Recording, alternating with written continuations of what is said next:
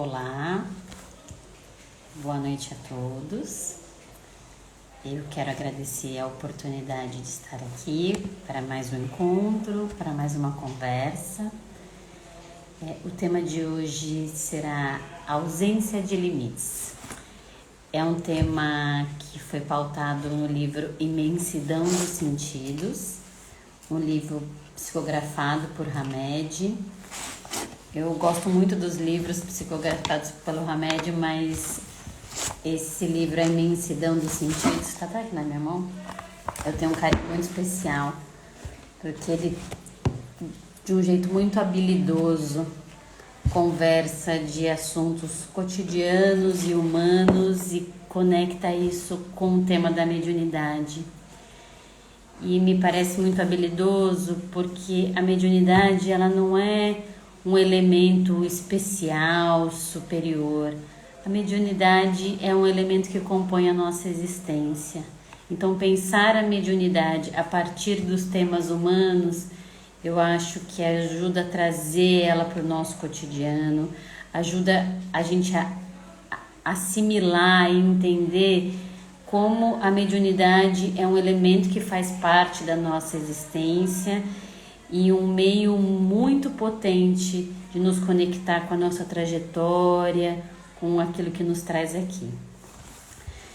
E como eu estava dizendo, aqui no tema de hoje, a ausência de limites, a gente vai conversar um tanto sobre o que seria isso na nossa prática cotidiana e como isso se entrelaça com o tema da mediunidade.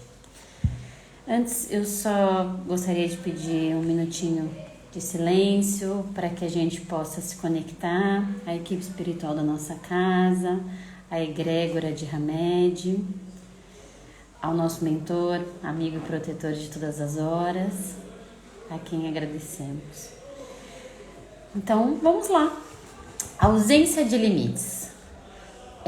Ter limites é o ato de conseguir concretizar os nossos sentimentos e pensamentos sem nos subtrair dos nossos direitos e sem também tirar o direito e o espaço do outro. Então, a gente tem aqui o desafio de avançar em direção às nossas escolhas e aos nossos pensamentos e fazer isso de modo que a gente possa sustentar e respeitar o tempo e a escolha do outro. Falando assim, parece muito razoável, porque se nós queremos ter o direito de escolher, de fazer como nos faz melhor sentido, que o outro também tenha esse espaço, essa escolha. Mas se a gente for sincero consigo mesmo, nem sempre é tão fácil lidar com o tempo e com a escolha do outro. E aqui a gente entra nessa temática de quanto a mediunidade ela é muito pautada nesse exercício de servir amorosamente ao próximo. E essencialmente é isso que nos liga e nos conecta na nossa existência. Quanto mais a gente se desenvolve e expande em amorosidade, mais alinhados no nosso caminho de vida estaremos. Agora, o desafio aqui é o que chamamos de amorosidade para com o próximo. Amar ao próximo não significa que a gente tem que fazer dessa amorosidade ou dessa faculdade mediúnica como um meio de consertar o mundo.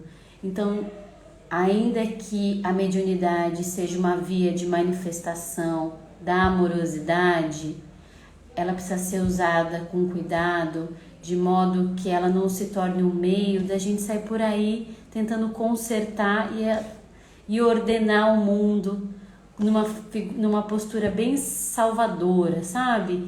Então, do momento que eu sou médium e quero trabalhar a amorosidade, eu atuo nessa frente tentando salvar, orientar e acolher, e sem se dar conta de que, por vezes, para sustentar esse ritmo, a gente não está essencialmente ofertando ajuda. Talvez a gente esteja impondo. Para muitas pessoas, dedicação ao próximo pressupõe uma ajuda ilimitada. E a gente acaba assumindo um lugar imperioso de dizer como fazer, como melhorar. Isso é tão impositivo. Eu diria, vou além. Quando a gente toma esse lugar de dizer para o outro como deve ser feito, a gente assume um lugar violento. Porque a gente está tomando a nossa experiência e o nosso momento para dizer para o outro o caminho a ser seguido. Ainda que a sua intenção lhe pareça boa e amorosa, nos cabe compartilhar uma experiência, mas dizer ao outro de um caminho,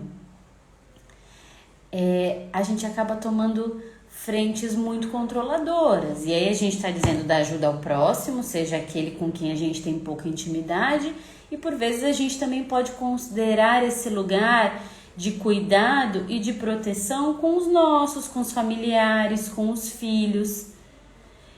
A gente tenta competir com o fluxo da própria natureza, porque a gente quer trazer uma resolutividade e um encaminhamento para aquilo que a criatura talvez não esteja pronta para conduzir, ou talvez porque a essência dela vá conduzir aquilo de outra maneira. Às vezes, diante de uma situação que nos aflige, uma pessoa que a gente ama, num sofrimento, tentar conversar, endereçar, mas há de se reconhecer que do momento em que o ser amadurece ou compreende a dor ali que lhe traz, o próprio ser se abre para a mudança.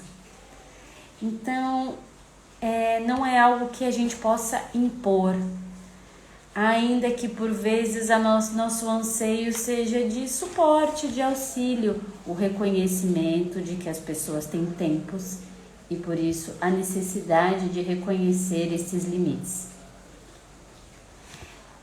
A mediunidade, ela é um caminho muito potente e forte que nos abre a compreensão sobre as muitas dimensões, quanto a gente está muito além dessa terceira dimensão, quanto o nosso propósito aqui é se desenvolver em expansão de consciência, em espiritualidade, mas há de se compreender a que veio esta mediunidade, porque muitas vezes ela é tomada como um recurso que te convoca e te impõe a salvar os sofredores do mundo.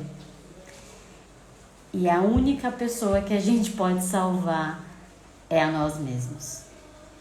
Qualquer tentativa de salvar um outro é se perder um tanto do próprio eixo. E por vezes a gente tem uma parte muito inconsciente dentro da gente, né? Eu particularmente acredito que o nosso inconsciente é maior do que a nossa consciência. O nosso trabalho em vida é se desenvolver de modo que o inconsciente vá sendo trabalhado e a gente vai entendendo. Muitas vezes esse ímpeto de salvar e de resolver e de fazer para o outro pode ser uma tentativa, inclusive, de fugir de si mesmo. Quanto eu me debruço sobre a causa, sobre a assistência e descuido de mim. Então, a mediunidade, ela é um recurso de auxílio, mas ela também é uma necessidade, é uma convocação sensível a observar a dor do outro e, a partir disso, pensado: de que maneira eu posso ajudar? De que maneira esta conversa pode oferecer um acolhimento de forma que a pessoa considere outros caminhos? Agora há pouco eu estava dizendo para um familiar meu assim que eu tinha notado uma pessoa triste e eu disse: não tem nada que a gente possa fazer efetivamente para resolver o problema, porque está aí uma situação, um desafio que é desta pessoa. Mas quando a gente está com um problema muito grande, por vezes vive-se um sentimento de solidão. E não é possível resolver, até mesmo porque parte dos problemas que essa pessoa está vivendo, assim como todos nós, é fruto de escolhas que precisam ser reavaliadas e repensadas.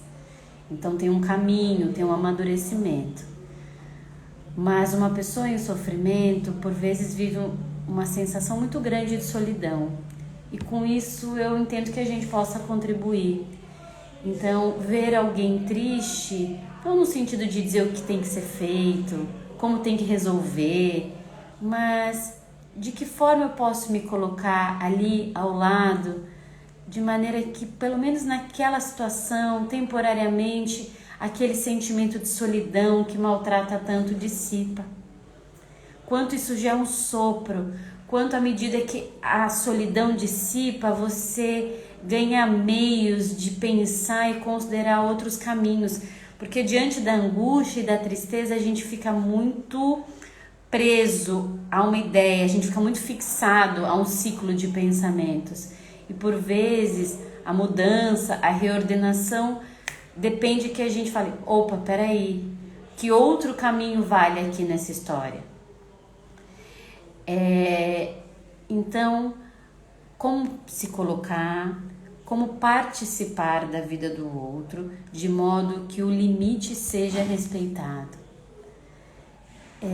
À medida que a gente respeita o limite do outro, a gente também entende a relevância do nosso limite ser respeitado.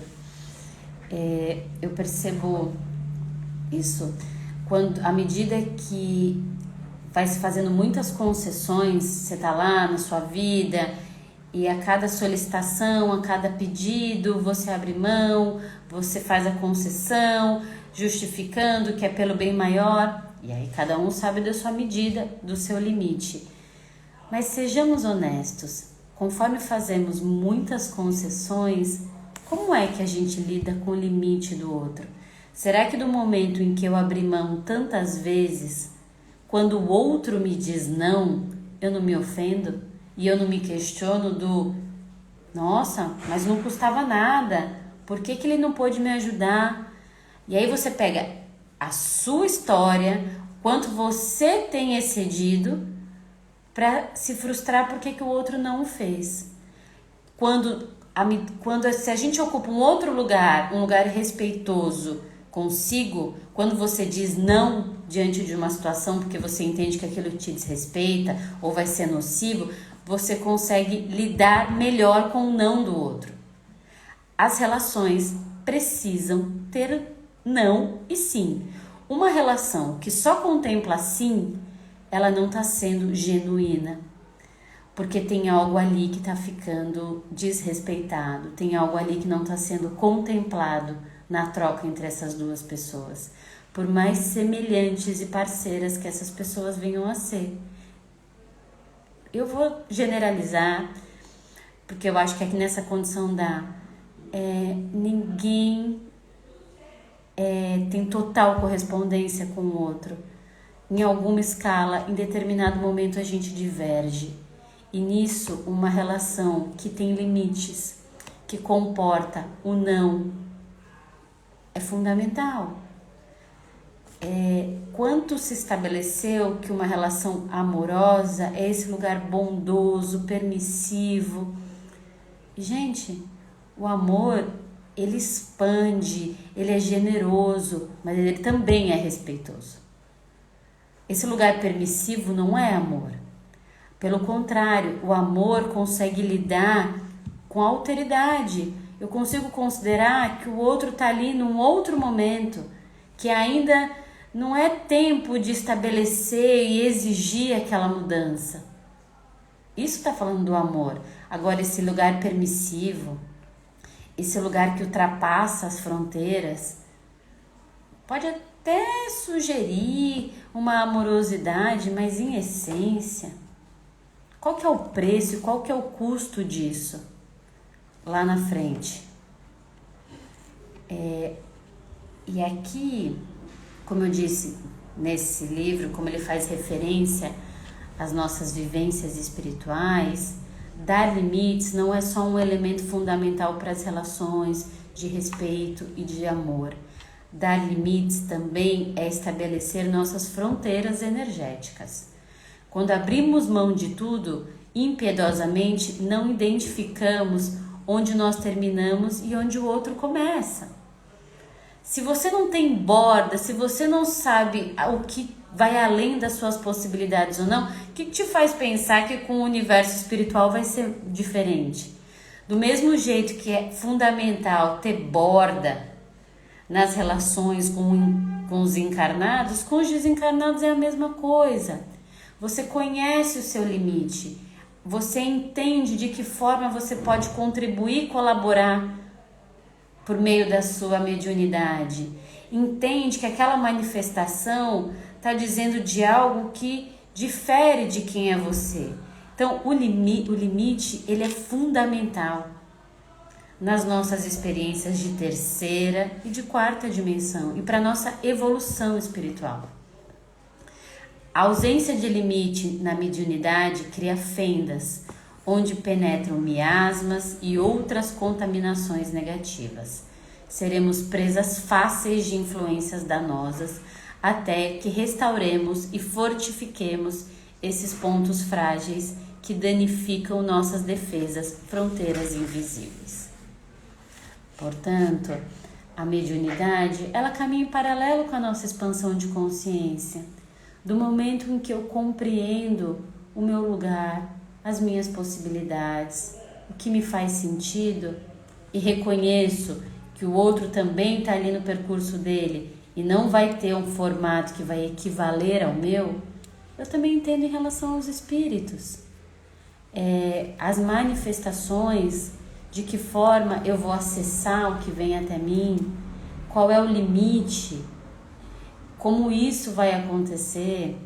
Eu acho que não é um relato incomum para as pessoas que têm mediunidade. Vou trazer aqui uma memória minha, mais nova, ainda adolescente, e as manifestações, e eu percebia uma alteração de humor, ou um mal-estar, ou ali a presença, não sabia claramente o que estava se dando, e me misturava naquilo e vivia todo um tumulto. É claro que é uma aprendizagem constante, assim. Enquanto a gente está na vida, a gente está aprendendo a lidar consigo e com a mediunidade. Mas conforme você tem mais percepção de si, reconhece seus limites, você entende quando tem algo de diferente, quando tem algo que excede. E aí, com isso, consegue observar e lidar de uma outra maneira, porque quando você não sabe, aí é uma mistura, e aquele afeto, e aquele sentimento toma conta, até que você volte para o seu eixo para separar o que era seu, o que era da entidade que estava ali. É tão desgastante. E a intenção da entidade nem sempre é o desgaste, ela está ali compartilhando, tentando estabelecer a conexão, seja por qual razão.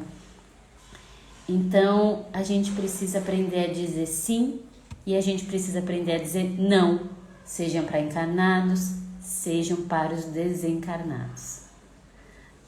A gente, quando toma a frente e o cuidado da nossa vida, a gente sai desse lugar de controle ou de desrespeito. Porque se eu não tenho limite, muitas vezes eu estou atuando em direção ao que o outro quer. Eu estou no tempo e na gestão do outro, que é um controle. E assim, as pessoas não deveriam fazer isso. Quantas pessoas têm clareza e dimensão de que estão fazendo isso em relação ao outro? Às vezes sabem, pode ser que saibam, mas vamos deixar de atribuir ao outro que deveria perceber e não fazer, porque considerando que está ali cada um no seu tempo, no seu aprendizado. E mais do que dizer que o outro deveria deixar de fazer, vamos tentar entender quanto é o meu tempo de me perceber e peraí, por que eu estou atuando na direção do que o outro quer? Por que me é tão difícil dizer não, eu não quero, não, está indo além da minha vontade? E à medida que a gente se transforma e delimita, as relações também se reordenam. A mudança e o movimento parte das nossas escolhas.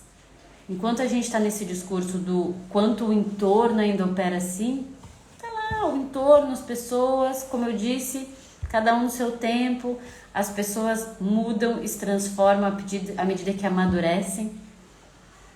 Todos nós aqui devemos ter um exemplo de quantas vezes, às vezes a gente tinha alguma situação e falava, até um dia que a gente falou, nossa, é verdade, né? Tá ruim. E aí a gente opera a mudança, aí a gente busca um outro caminho. É muito individual e singular. Então, nada vai ser transformado milagrosamente. Porque as pessoas têm lá os seus percursos e seus tempos, assim como a gente teve os nossos para chegar até aqui. A espiritualidade é tão generosa, quantas encarnações, quantos recomeços, quantos aprendizados. Agora, se a gente quer reordenar, se apropriar dos limites, ter uma vida mais respeitosa, não dá para ter um problema e chegar num lugar, seja num processo terapêutico, seja num ambiente, numa assistência espiritual, e falar, eu tô com um problema, tá aqui o meu problema. A ajuda é bem-vinda e importante. Mas qual é a minha parte nessa história? Quanto das minhas escolhas ou da minha inconsciência me trouxe para aquele lugar? Porque senão a gente delega um problema e efetivamente não se apropria do que nos envolve, do que daquela situação tem aprendizagem. É muito comum que a gente observe, por exemplo, no trabalho espiritual, a busca por assistência, por passes, que é um recurso importante.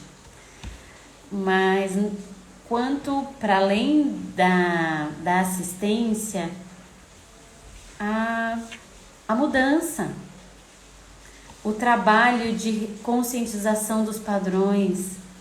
Porque enquanto você não muda, tudo bem, a assistência veio, limpou, te ajudou, mas você volta para aquela conexão. Então, este amadurecimento é fundamental para a mudança. Não tem um outro capaz de operar a transformação estando fora de você. O que ao mesmo tempo que é admirável, é complexo, né? Admito que parece tão tentador essa coisa do ir a um lugar, passar por um processo de desobsessão, quando aquilo está interferindo na nossa vida, e por vezes é um recurso e beneficia. Mas o avanço e a melhora, a gente precisa de reforma íntima. Sem ela, sem a transformação de valores, sem a reavaliação daquilo que está sendo nocivo, nos adoecendo, não tem como. Mas para isso, mais do que dizer ao outro como fazer, como eu disse anteriormente, a gente só tem o poder de salvar a gente mesmos. Quando queremos que os outros pensem e ajam pelos nossos padrões existenciais, desrespeitamos seus limites emocionais, mentais e espirituais, atraindo fatalmente pessoas que agirão da mesma forma conosco. Somente se dá aquilo que se possui, pois exigir limites de alguém se ainda não sabemos estabelecer os nossos próprios limites. Enquanto os indivíduos abrirem mão do seu poder pessoal, dado por Deus, de sentir, pensar, agir e conduzir-se no agora com o melhor de si, e permitirem que os outros determinem quando devem ficar alegres ou tristes, o que devem dizer ou fazer, ou como lidar com determinada situação, serão como folhas perdidas no solo durante uma tempestade, conduzidas aleatoriamente para onde o vento levar. Diante disso, estejamos mais conscientes e inteiros nas nossas escolhas e decisões. Ainda que elas venham ser equivocadas, elas são nossas, elas são frutos da nossa reflexão, da nossa necessidade. E do momento que eu entendo a importância de que seja verdadeiro e genuíno comigo, eu lido com este movimento do outro, mesmo que exista uma divergência em relação a essas escolhas. Eu quero agradecer a presença de vocês hoje aqui, desejar uma boa noite. Encerramos por aqui.